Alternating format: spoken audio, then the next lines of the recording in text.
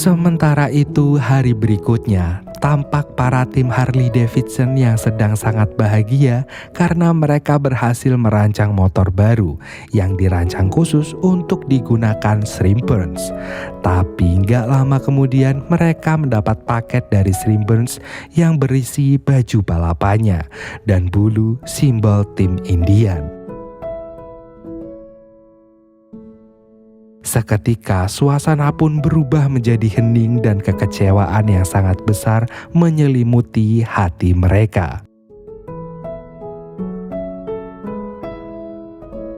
Hari demi hari terus berlalu dan berbagai perlombaan telah dilaksanakan. Pemenangnya selalu antara Ray dari Harley Davidson atau Shrimp-Burns dari Indian. Tapi peristiwa menarik terjadi saat di perlombaan terakhir di tahun itu dilaksanakan, di mana Ray yang memenangkan perlombaan sengaja membawa anak babi ke atas podium untuk mengejek Shrimp-Burns.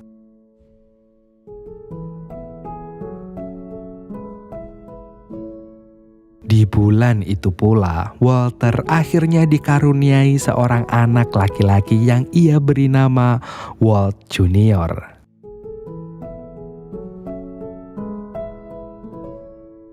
April 1917, terjadilah Perang Dunia Pertama. Pemerintah Amerika mewajibkan seluruh warga negaranya yang berjenis kelamin laki-laki dan berusia 18 sampai 13 tahun untuk ikut terjun ke medan perang.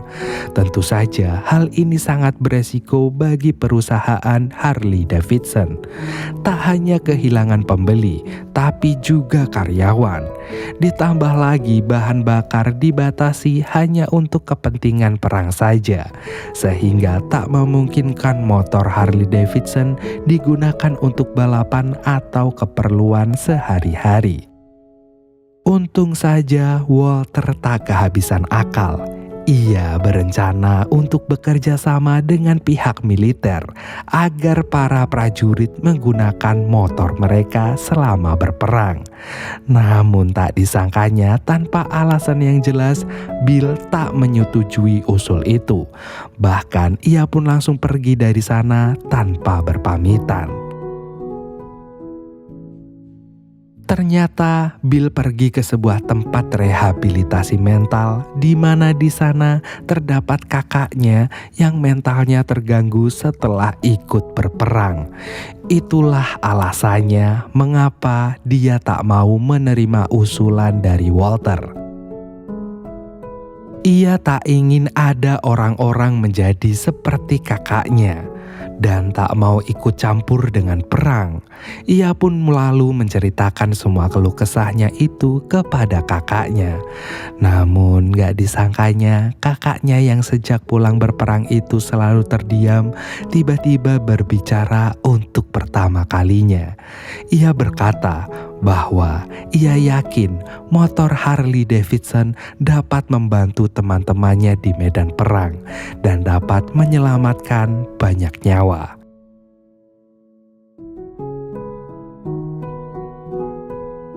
Hari pun berganti. Terlihat pimpinan dari Indian dan juga Harley Davidson berada di markas utama tentara Amerika untuk tanda tangan kerjasama. Di kesempatan itu, kali itu pihak tentara Amerika hendak memesan 40.000 motor untuk menunjang tentara mereka dengan pembagian 20.000 dipesan ke Indian dan 15.000 dipesan ke PT Harley Davidson. Tiba-tiba pihak Harley Davidson mempresentasikan konsep motornya, padahal mereka belum tanda tangan kontrak. Ia memberitahukan bahwa motor itu akan didesain khusus agar bisa dimodifikasi maupun digunakan untuk membawa alutsista dan bisa digunakan dengan berbagai medan perang. Selain itu, mereka juga memberikan kursus gratis pada seluruh tentara agar bisa memperbaiki motornya sendiri. Ketika tiba-tiba terjadi kerusakan agar mereka tak perlu menunggu teknisi datang, dan tentu saja akan menghemat biaya lebih besar dan dapat dialokasikan untuk kepentingan perang yang lainnya. Sang jenderal yang mendengar itu jadi sangat tertarik dan langsung mengubah jumlah pesanannya menjadi 20.000 untuk Indian dan 20.000 untuk Harley Davidson. Saat keluar dari sana, Walter tak yakin dengan strategi itu karena mereka bisa saja rugi jika tak ada teknisi yang berangkat. Dengan penuh keyakinan, ia menjelaskan setelah Perang Dunia I berakhir, para veteran akan pulang dan menceritakan kecintaannya pada Harley Davidson. Dan itu adalah promosi paling bernilai mahal yang pernah ada.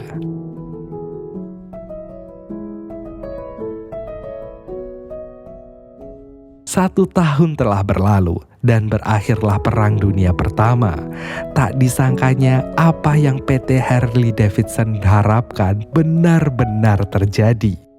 Bahkan di halaman utama semua koran besar terlihat foto tentara Amerika yang sedang dengan bangganya naik motor Harley Davidson. Tak disangkanya seorang veteran perang sampai datang ke kantor Harley Davidson untuk menyatakan terima kasih secara langsung karena motor Harley sudah banyak membantu mereka. Ia lalu menyerahkan bendera batalionnya yang sudah ditandatangani oleh semua anggotanya sebagai tanda terima kasih yang tak terhingga.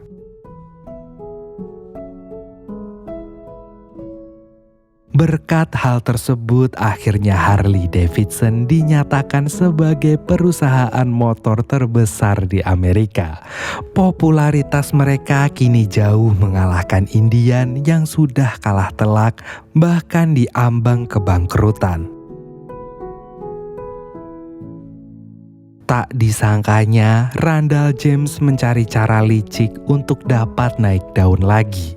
Ia membeli semua jenis motor yang diproduksi oleh PT Harley Davidson, lalu membongkarnya untuk mencari celah agar bisa menjatuhkan Harley Davidson.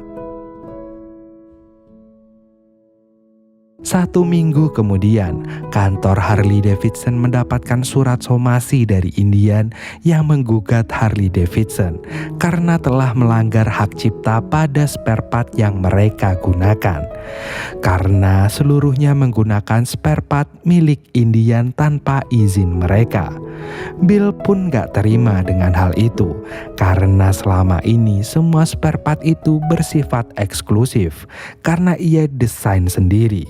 Tapi setelah itu ia baru sadar bahwa selama ini ia tak pernah mempatenkan hasil ciptaannya itu. Setelah berkonsultasi dengan bagian legal, PT Harley Davidson terancam kehilangan uang $300.000 baik mereka maju ke pengadilan ataupun ketika harus membayar ganti rugi. Dan meskipun mereka menang di pengadilan pun, tetap saja mereka harus kehilangan uang kurang lebih di angka yang sama. Mendengar itu, Bill menjadi sangat bersalah dan berniat mengundurkan diri untuk menjaga nama baik perusahaan. Tapi dengan tegas, Davidson bersaudara menolak hal itu. Mereka teguh dengan prinsip bahwa jika mereka bangkit, mereka harus bangkit bersama. Dan ketika jatuh, mereka juga harus memikul masalah itu bersama. Meski begitu, kata-kata itu belum bisa menenangkannya. Terbukti dari ia yang selalu gelisah sepanjang malam. Dan pagi harinya, Arthur dan Bill dikagetkan dengan kabar dari Walter yang menyatakan bahwa ia telah membayar semua tuntutan yang diminta dalam surat somasi yang ia terima. Ia memilih langkah itu karena jika maju ke pengadilan akan terlalu ribet dan beresiko kalah sehingga akan menjatuhkan nama perusahaan yang telah mereka bangun dari nol itu. Dia tak mau capek capek-capek mengurusi masalah yang tidak jelas itu dan bersedia berjuang untuk mendesain motor mulai dari nol lagi. Ia lalu memberitahukan pada timnya motor pertama yang mereka ciptakan sekitar 20 tahun yang lalu yang belum diedarkan kemanapun, dan itu seluruh spare partnya menggunakan desain dari Bill dan belum ada yang mematenkan. Dan gak disangkanya motor yang sudah 20 tahun tak disentuh sama sekali itu masih bisa menyala. Harapan masih ada dan Harley Davidson tak pernah berhenti untuk berjuang.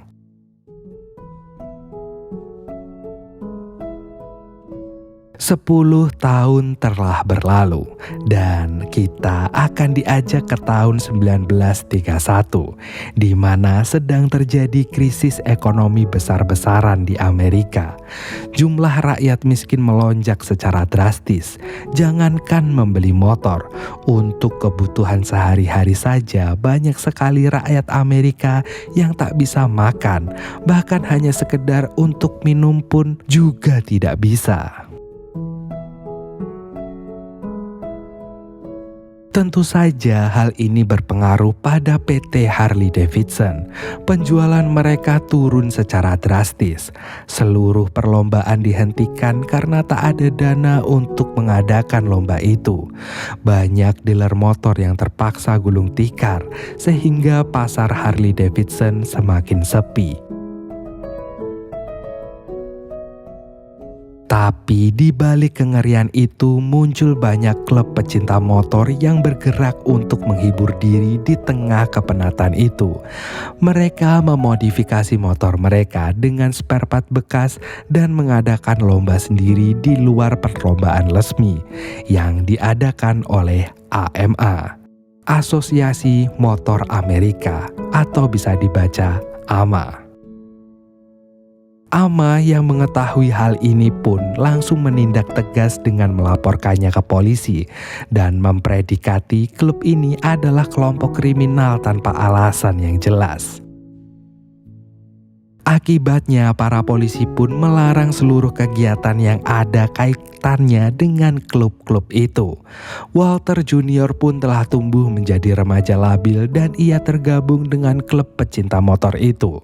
Tak jarang ia tertangkap oleh pihak kepolisian karena ketahuan sedang berkumpul bersama klubnya.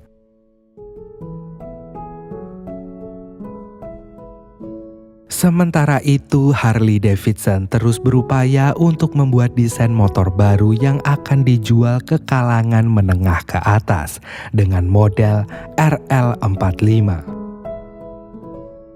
Tapi sayangnya model yang sesaat lagi akan segera di-launching itu masih saja mengalami masalah pada olinya yang selalu bocor. Bill telah mengupayakan berbagai cara, tapi belum juga ditemukan solusi untuk mengatasi hal tersebut. Dan terlihat ia selalu tidak fokus, entah apa yang ada di pikirannya.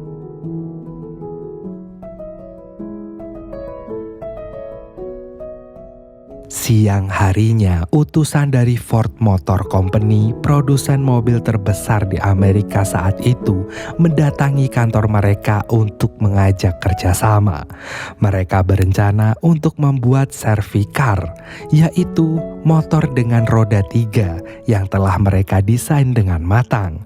Pihak Ford berharap PT Harley Davidson dapat mewujudkan terciptanya desain yang telah mereka buat itu.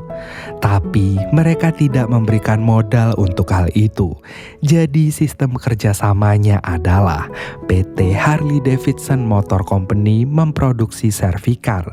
Baru setelah itu PT Ford Motor Company lah yang akan membelinya dan akan mendistribusikannya ke para pembeli maupun dealer-dealer. Tapi karena mereka bekerja sama, maka harus ada 2 logo perusahaan itu di Cervicar tersebut. Walter dengan tegas berkata bahwa ia tak suka dengan format kerjasama itu. karena mereka harus mengeluarkan modal yang sangat besar. Selain itu, waktu pengerjaan Servikar melihat dari desainnya diperkirakan akan sangat lama sehingga memakan biaya produksi yang besar. Tapi ia juga masih mempertimbangkan kemungkinan agar mereka bisa keluar dari masa-masa sulit ini.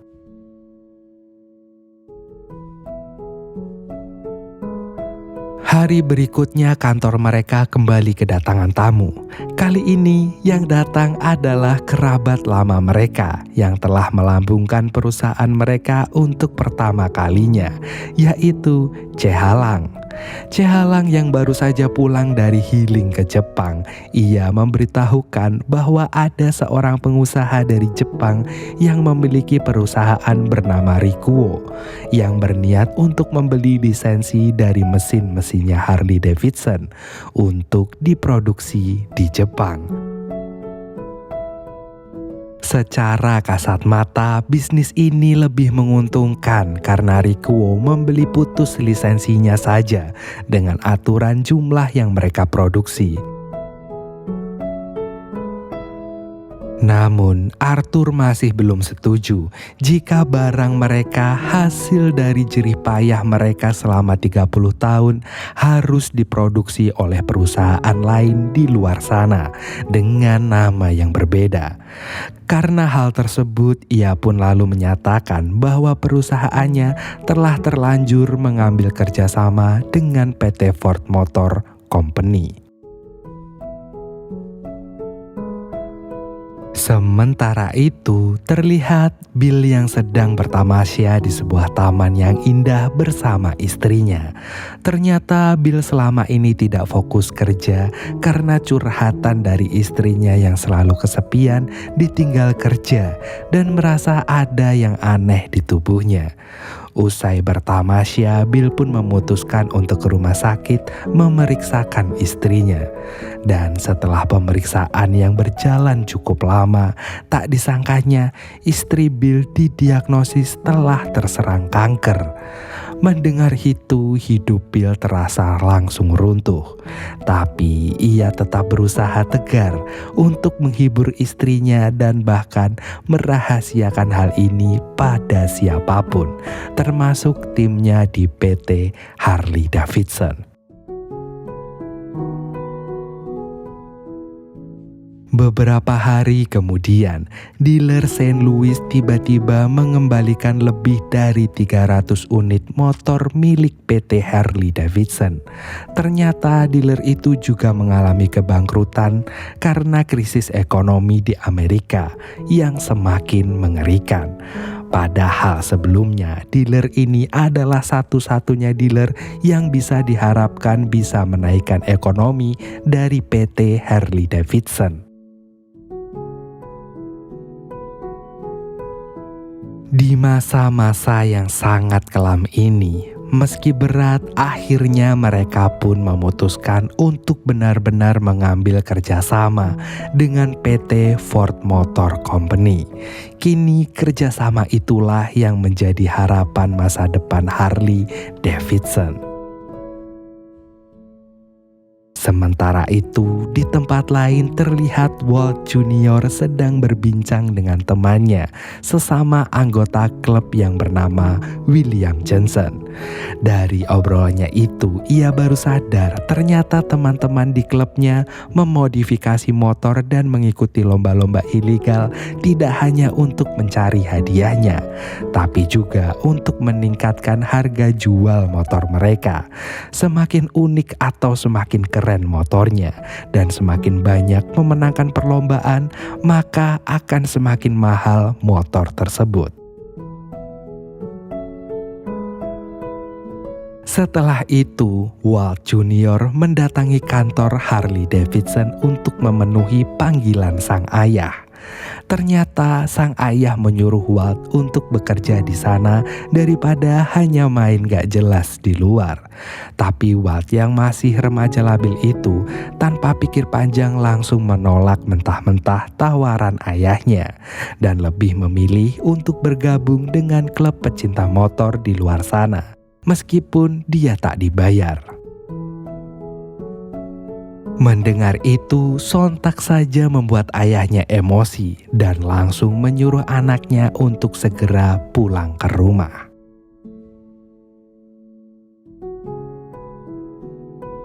Sesampainya Walter di rumah, ternyata anaknya sedari tadi belum pulang. Mengetahui itu, emosi sang ayah ini pun semakin memuncak. Dan tanpa basa-basi, ia pun langsung pergi mencari anaknya.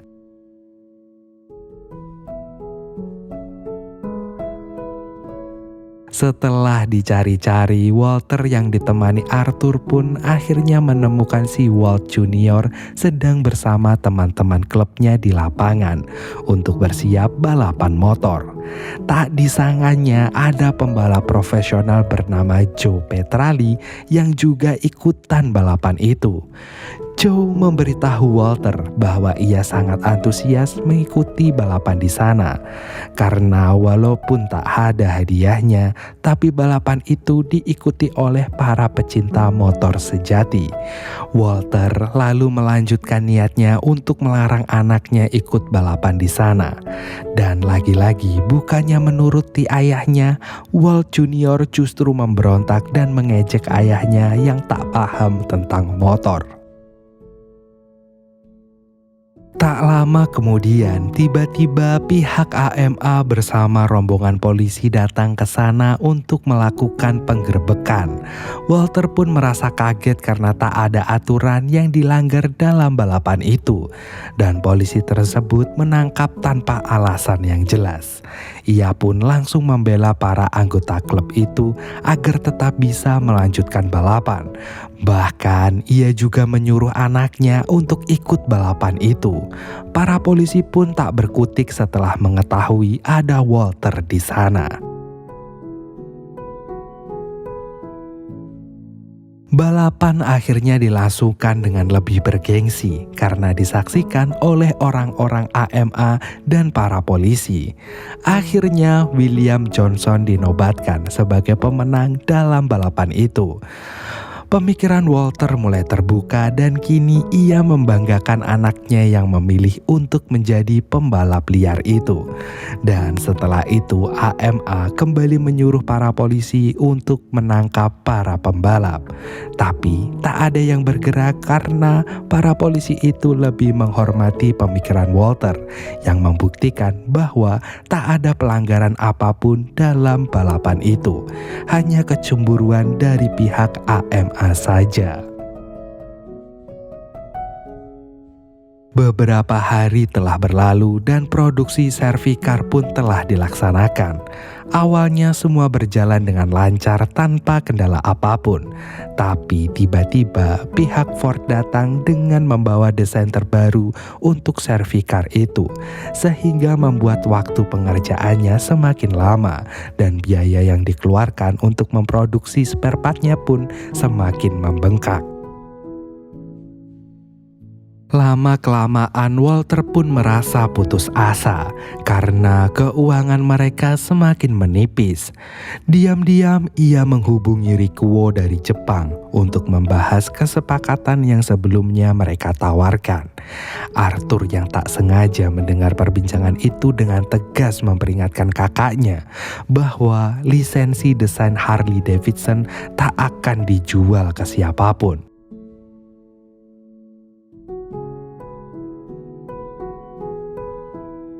Malam harinya, kesedihan masih menyelimuti keluarga Bill. Rekan-rekannya pun kini sudah tahu dengan permasalahan yang sedang dihadapi keluarga itu. Mereka berusaha untuk menguatkan Bill dan mereka yakin keajaiban akan segera hadir. Dan di malam berikutnya, ternyata keajaiban yang mereka harapkan benar-benar hadir. Dokter pribadi Bill memberitahukan bahwa setelah dilakukan uji lab dengan lebih mendalam, istrinya tidak terserang kanker.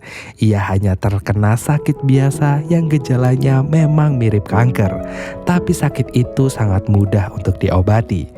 Bill dan istrinya yang mendengar itu merasa sangat bahagia. Mereka pun berpelukan dengan sangat erat dan merasa seakan mereka telah lahir kembali di dunia ini. Malam berikutnya, dengan penuh semangat, Bill datang ke kantor sendirian untuk mencari ide membuat gebrakan baru untuk perusahaannya. Dan pagi harinya, ia pun pulang dan tanpa sengaja ia bertemu dengan Walt Junior.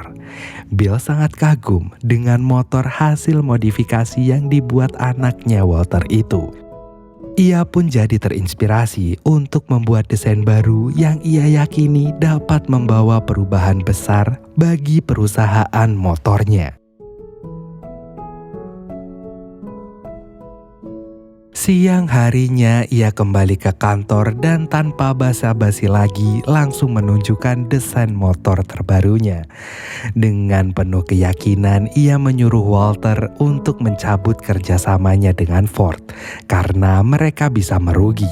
Selain biaya produksi yang sangat tinggi, mereka juga harus menunggu bertahun-tahun untuk bisa mendapatkan hasil dari penjualan itu. Ia pun juga meyakinkan Arthur untuk menjual lisensinya pada Jepang karena itu bisa menjadi bagian dari promosi, karena pastinya kualitas produk mereka akan jauh lebih baik. Arthur pun akhirnya mengalah dan mereka sepakat untuk bergebrak pasar dengan desain terbaru mereka.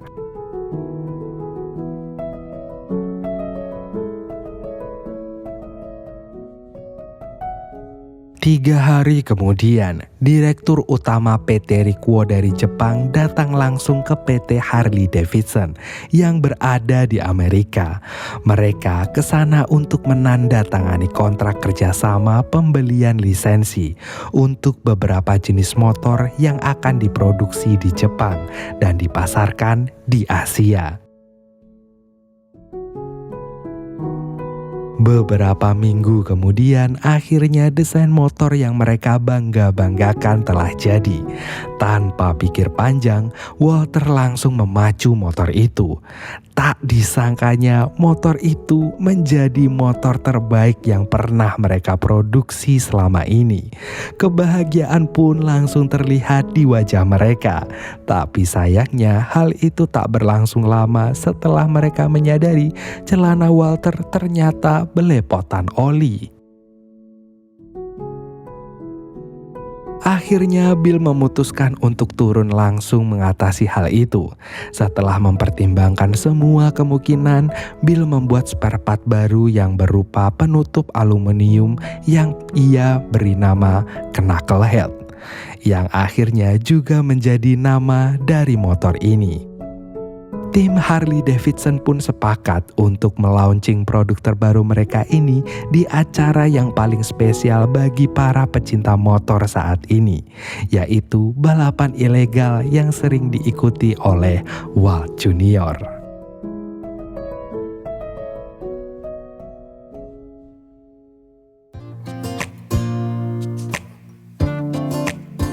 Hari pun berganti, terlihat para pecinta dunia otomotif dari berbagai daerah dan berbagai latar belakang telah berkumpul untuk menyaksikan balapan.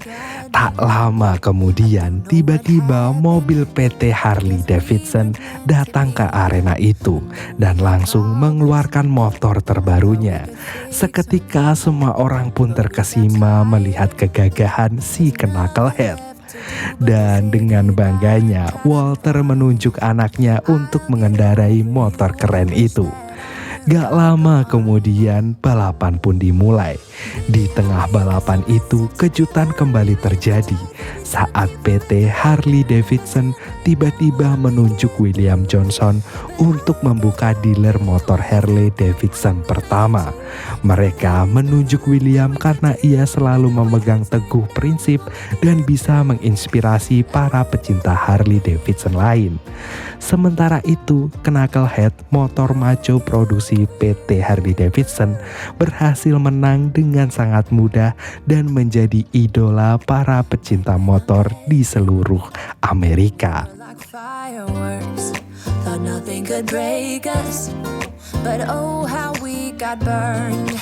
Look at honest now. We scream, we fight, and no one knows the reason. We're both getting out of line.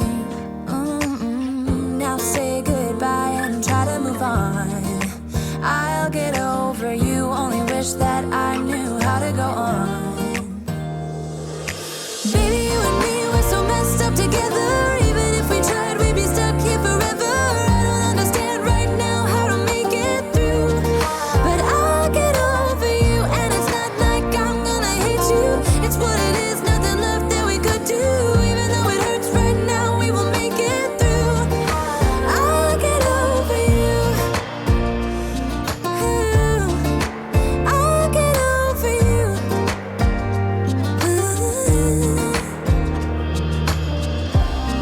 We were holding on to something that we both know couldn't work, so we should try to say goodbye.